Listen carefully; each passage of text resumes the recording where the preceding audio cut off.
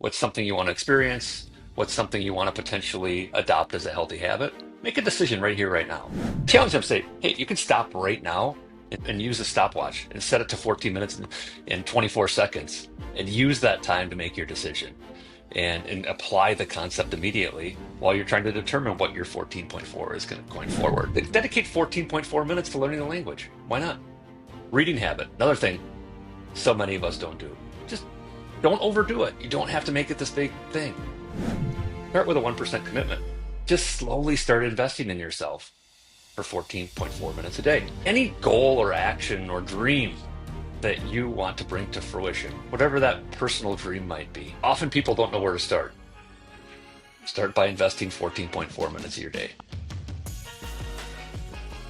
I'm excited to jump into our conversation today. Let's go. Mark, I'm so excited to have you back on the show. And again, I don't know if you know this, but there's so many firsts today. You were my first guest. You were on episode 4. This is episode 24. So 20 episodes later, you're back. First return guest, first author. I mean, today we are just crossing a bunch of things off the list. So I'm super excited to have this conversation with you today. We barely knew each other back on episode 4, and I feel like we talk several times a week now. You've been a great friend, a great sounding board for some of my crazy ideas. So I want to open up the floor to you and this amazing new handbook, Project 14.4, that I've had the pleasure of going through twice, cover to cover. And today I want to give that joy to others and explain what is in this beautiful handbook, and who better to do it than the man who wrote it himself. So Mark Cumicek, tell everybody, what is Project 14.4? Thanks, Jordan. Before I do that, though, I just want to say, hey, when we talked last time, I think it was July, and at that point in time, this book was just maybe just a small idea in my brain. And it's crazy to think now to fast forward to December and it's in fruition. It's published. People are using it. People are referencing it. You've read it twice. It's pretty mind blowing. So thinking about firsts, this is my first writing adventure, and it's a joy to have you be a part of it because our conversation back in July helped plant some ideas that lead us here to today. So let me just jump into what it is. The Project 14.4 handbook and summary is this. We all want change, but it's daunting. We want the result, but avoid the process of change. The idea of getting 1% better is also a great thing conceptually, but it's difficult to apply. Instead, commit to investing just 1% of your day to whatever change you want to make. That's 14.4 minutes. That's 14 minutes and 24 seconds. Over a month, Jordan, that's 432 minutes of progress. Over a year, that's 5,256 minutes of progress. So whatever it is you want to do, whoever it is you want to become, this method works. From exercise to learning a new language, to developing a reading habit, to strengthening a relationship, to moving a work project and bringing it to life, to writing a book, to planning a life-changing adventure or vacation, meditating, prayer, savoring silence, and most importantly, just showing up and keeping the promises you make to yourself each and every day. That is the power of Project 14.4. It's so good. I mean, and as somebody that's gone through this book, it's short. I mean, you can read it in a day. I mean, I think the second time I read through it in an hour. And for those that do not know Mark personally, his personality just oozes off the page. I'm breaking the fourth wall here. I'm talking directly to the listeners. It's almost like it becomes a part of your own consciousness. When you're reading it, it feels like it's your own thoughts coming out and saying these words off the page. And getting to know Mark over these last few months, I can just feel his personality. It's almost like he's a coach. He's coaching me through my head with this book. It's just been wonderful. If you don't mind, I kind of want to jump into a couple of things from the book. I want to give people just a taste, just to get excited, and then I want them to get the book. So we're not going to go into all the details, but I wanted to highlight a couple of key points that I thought were interesting or I wanted to learn a little bit more about. Fabulous. Right at the beginning, I did not know you were such a wordsmith. Here you are. I thought you were this great coach, this great mentor.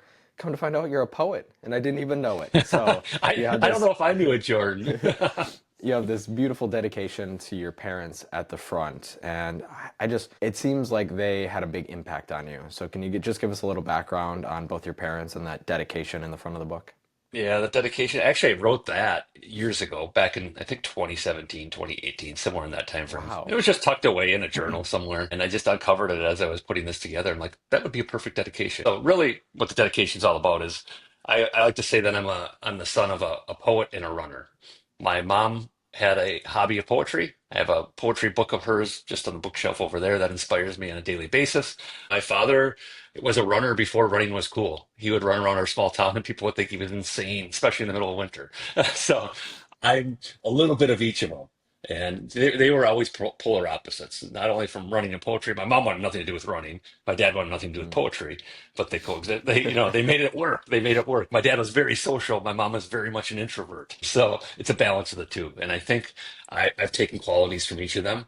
And I think it comes through quite well in the little dedication poem I put together. And totally, that's me channeling my mom's words and Mhm. skills and her energy in helping me, embrace the idea of, yeah, Mark, you are an author and you are a poet. I love there's a little bit of duality, there's that yin and yang right there, Yeah. and you can feel it. You can when I read that, I'm like, there is a story here, there is a passion, there is an energy to this very Yes. short poem and dedication. So I'm very happy you had that both sides of the coin relationship with your parents, because you can definitely see it in both, in your work ethic, in what the Project 14.4 is, as well as how it's written.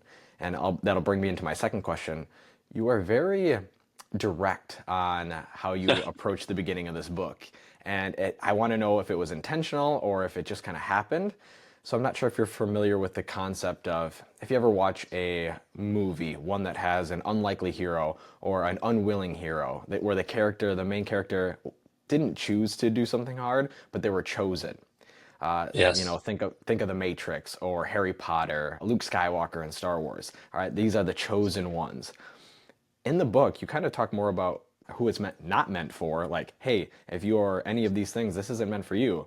But the select few, and even a smaller select few that go through it, this will change your life. You make me feel like I want to be the chosen one. You make Mm. me like want to continue to read this book. So I want to know, was this intentional? I really wanted to challenge people before they get into the heart of the concept to really self-select in.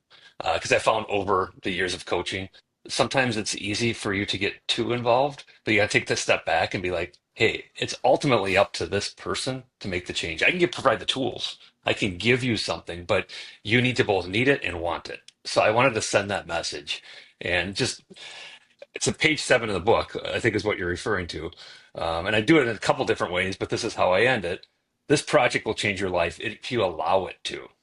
This handbook isn't for everyone. You must both need it and want it. Some legit don't need it. Of those left, only a select few will legit want it. Will you be one?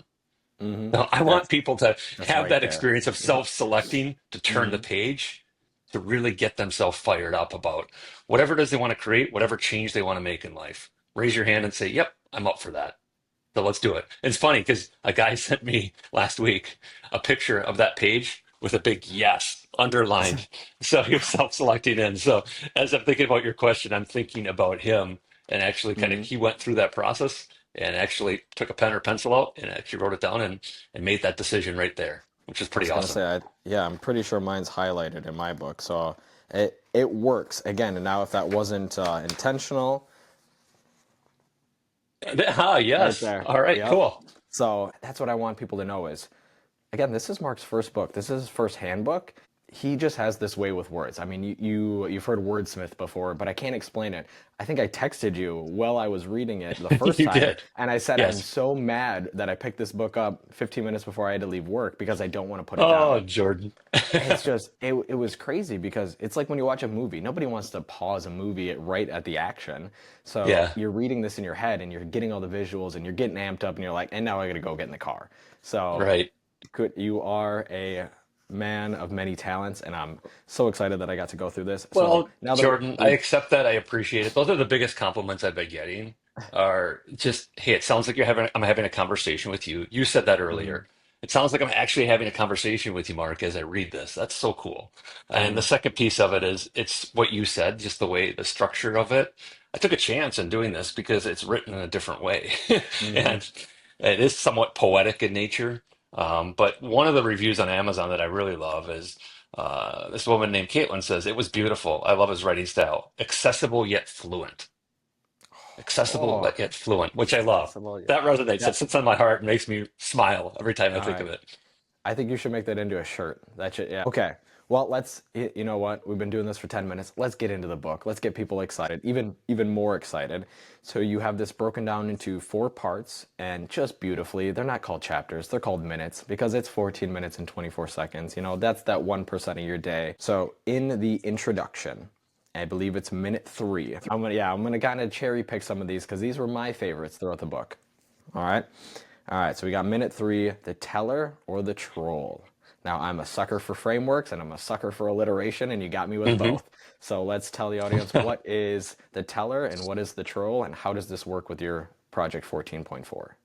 I was just looking for a way to frame up like the internal battle we have on a daily basis when we're trying to do something difficult or trying to make a change in our life. So this is what I came up with. It was just like a random Saturday afternoon while this book was in mid-flight. I was trying to start figuring out a way to promote it. So I just Hmm. wrote this as a LinkedIn post, and then I actually played with it, and it ended up being a chapter within here. So I'm just going to read it because I think Hmm. it kind of is self-explanatory.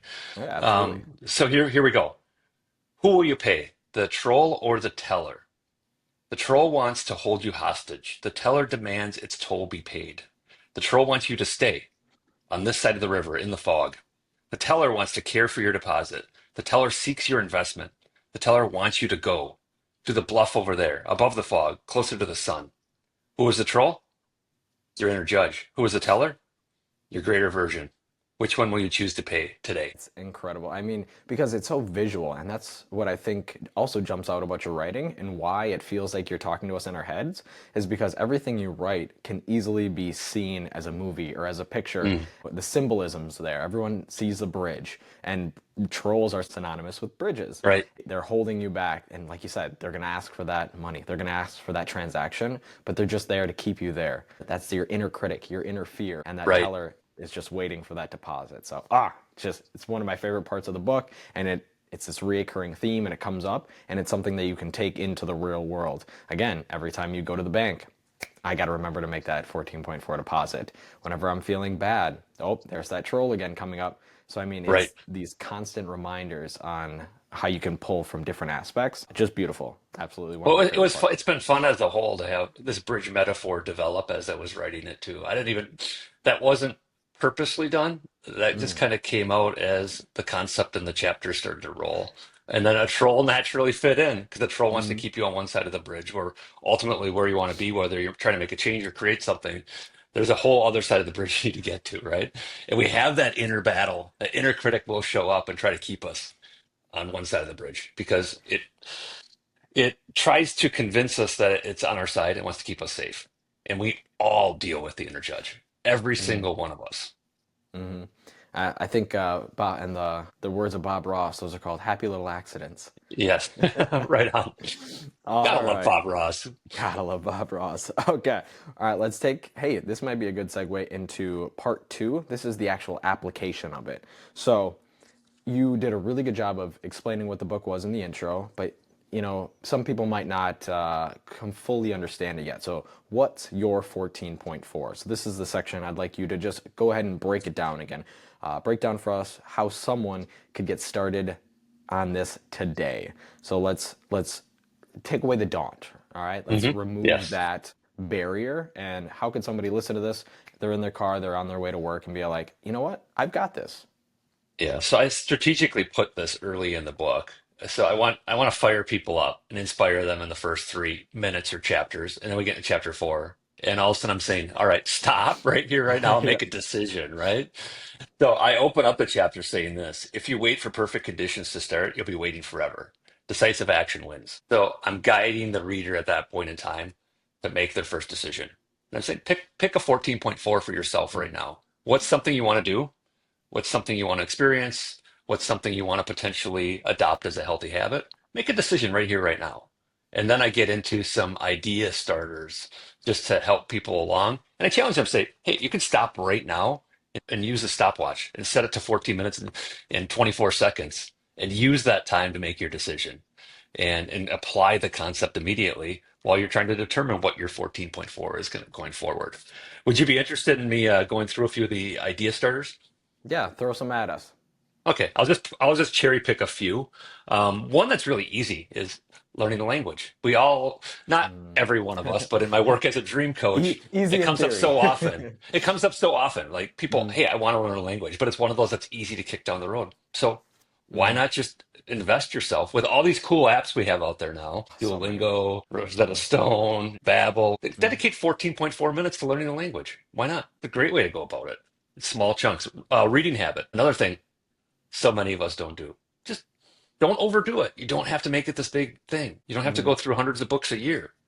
Dedicate 14.4 minutes to creating a reading habit. Another one might be meditation, prayer, or sitting in silence.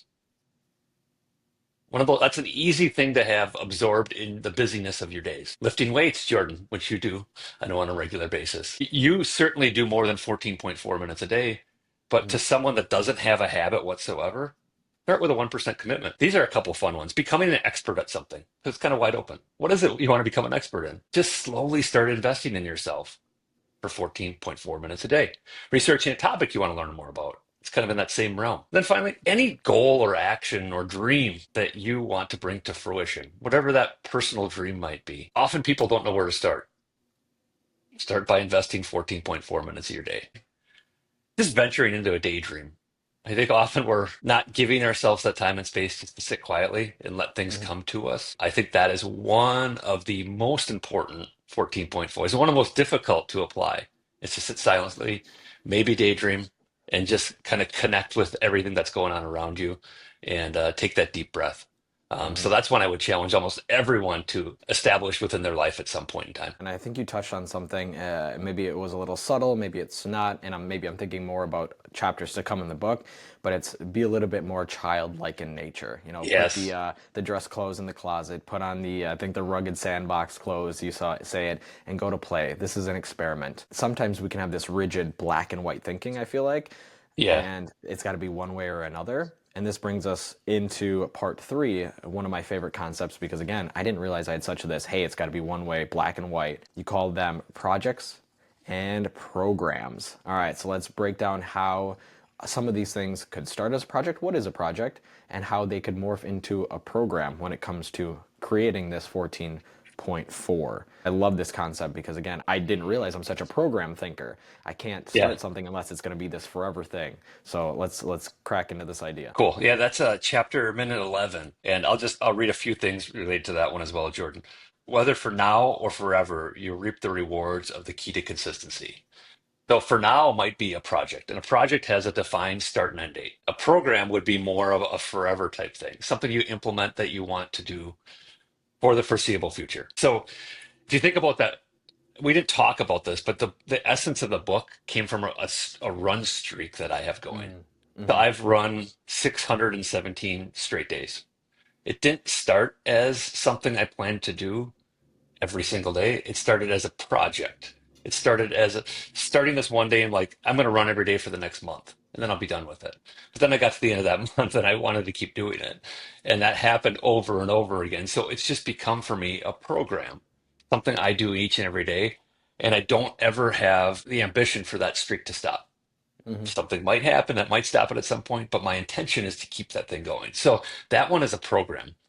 There's others that are more of a project. Again, finite start date, finite end date. So let's assume, Jordan, that you have to do like a presentation or something like that in let's say February, Hmm. and you wanted to adopt a 14.4 mentality. What you could do is say, I'm going to prepare for that presentation with a 1% daily commitment. I'm going to start today and I'm going to finish this on the last day of January. So it's adopting that 1% mentality for a very specific purpose that's going to prepare you for that. I would define that as a project because once you're prepared, you do the presentation, you're done, you're moving forward. Now you can find another 14.4 in your life. Mark, you got to get out of my head. I have a conference in February that I am giving a talk at, so that this is like, Wow. this is No blowing my shit. mind. Yeah, this is blowing my mind. So I'm like, hey, I In know how I'm gonna. February? In Yeah, in February? February. In February. Yeah, February 25th is my talk. This is You've amazing. got a So 14.4 I've got that a thing. You I've got got a this. 14. Oh yeah, absolutely. Oh man. Okay. I know we're running up to our end of our time here, so I want to make sure that I get to part four and then we get to our bonus because I don't want to miss out. We've got a special item for the listeners here. I don't want to miss here at the end. I think this is a beautiful part when we get to four. So this is the last part before you get to your bonus point four. You picked you, and it's just you've already hit that point. This just galvanizes, it solidifies your feeling that you are going to move forward with this. So just kind of read that opening section if you're at that page on what it means to pick you. Sure. This is all about celebration. The last section is about celebrating and recognizing your progress, which people get really uncomfortable with, especially when the commitment is a small thing. And my argument is you got to celebrate your progress. You got to recognize your progress. And that could be simple. It doesn't need to be like you're rewarding yourself with this big thing every day. It could be as simple as like I did my 14.4 fist pump or a tally mark or coloring in a circle on a diagram. There's so many different ways you can recognize it. But the first celebration point is recognizing yourself for making it to the end of the book. And that's what I want to really emphasize here in this particular chapter. And I compare it to you being the best investment. And here's what I say up front. You are an appreciating asset with outrageous potential. You are the ultimate investment. Good choice. You're choosing to invest in you. And then I just go into a number of different things that reinforce, hey, be proud of yourself. You just picked you. And that first decision you made, picking up the book, getting past that first challenge I had to you of saying, hey, are you one that's up Mm-hmm. for this? Do you want to give this a try? And you raise your hand. You picked you. Be proud of that. It's such a beautiful way to end the book because again might seem a little daunting because you're starting something new. You're gonna be bad at it. It's not gonna Right. work out perfectly the first time. But by reminding yourself that this is an investment you're making in the growth of yourself, it gives you this beautiful feeling. And you've got you as your coach inside your head talking you through the whole way. And this handbook isn't meant to, you can read it straight through, but it's meant to go back to pick a chapter, to pick something that you're Right. working on. And I think it's the way from the style to the structure, everything's built to be, you can carry this around in your everyday bag that you bring to work and you can reference over and over again. I mean, I've got highlights, I've got writing in the side, and it's just this great handbook reference to tackle any project, to tackle those programs. And it's just a great way to get started. So I'm super thankful that we had this opportunity to meet, that I got the chance to read it. I actually I don't mean to brag, but I did get the early PDF version before the You book even did. came out. You were a So trailblazer. You invested in this crazy idea very early on. So I appreciate that, George. So, with that being said, I know you've got your bonus for at the end, your point four. I want to give the listeners here a bonus. So, if there is any way that we could set up maybe a link or something, I want to give away, just like it's your bonus point four, I want to give away 4 books. So, we're going to have a link to a code that people could go and get this book. I know this is going to come out a little bit around Christmas. It's not going to get there on time, but this will be a nice New Ooh. Year's gift, a great way to start New Year's. So, I'm offering up 4 books to the first listeners that use this code. So that's something that we can set up after this, and it'll be in the description of the episode. And that is my way of giving back to the listeners and giving back to Mark here for being such an inspiration. I'm gonna get a little sappy here. You've been a little bit of a mentor to me over these last couple of months, and as I said, a sounding board to my crazy off the wall ideas. I mean, I can text you, I can email you, That's something we and both have in common. Crazy off the wall ideas. That's yeah, why we get along so well, Jordan. It's awesome. yeah. So again, just want to say thank you. I appreciate you, and I think you have stumbled your way into an incredible journey. And I would like to actually end this episode completely different than I ever have. This has been all about Project 14.4. You're listening to this on What's Your One Thing. We usually break down personal development strategies and make it with some easy actionable tips that you can take out into your day. I kind of want to end with, a one thing question, but with at a deeper level. So if you don't mind, I want to Okay. kind of run this. This is going to be my experiment round. So, Well, yeah, all right. So yeah, okay. it I'm on the might hot seat now. it All might not right. come out. It might not come out very fluid, but bear with me. Okay. Think of this as a what if statement. So when blank happens, I will do X. So I'll break that down for you. You are waiting for something to happen before you can start something else or before you can do something else. So maybe take a second, think about that. Do you have anything where, hey, if X happens, I will do blank?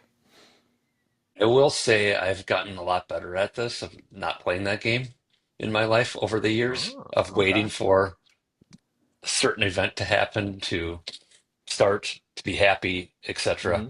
But I will say one thing that has crossed my mind as I think about 2025 and now being a first time author and putting something together, my mind's like, I want to do more of these, but I'm kind of fighting myself, being like, hey, let's prove and let's make sure this is a quote unquote success before we get the next one going. So I think that's a barrier I actually need to break through, Jordan, is starting the next one right now. I want to do more handbooks like this that are really, to your point, providing coaching in a different way of Hmm. helping people by having something like this that they can carry around on a daily basis and really become their own guru by Hmm. reading it.